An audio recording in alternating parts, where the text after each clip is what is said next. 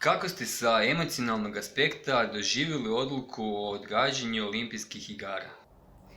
Moja prva reakcija u vezi odgode olimpijskih igara je čak bila olakšanje, jer ja nisam bila u dvorani preko 2 mjeseca i nekako me iskustvo naučilo da onoliko koliko pauziraš, duplo će ti vremena treba da se vratiš.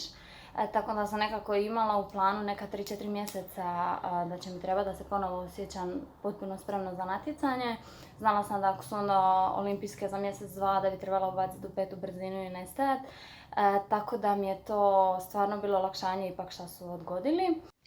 Kako ste prilagodili treninge za vrijeme karantene s obzirom na zatvaranje sportskih objekata?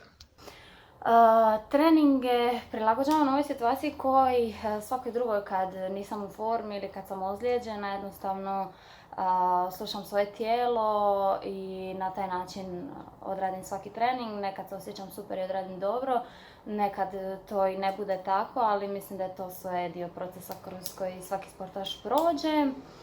Kako sada nalazite motivaciju za treninge kada se zna da neće biti velikih sportskih natjecanja dugo vremena?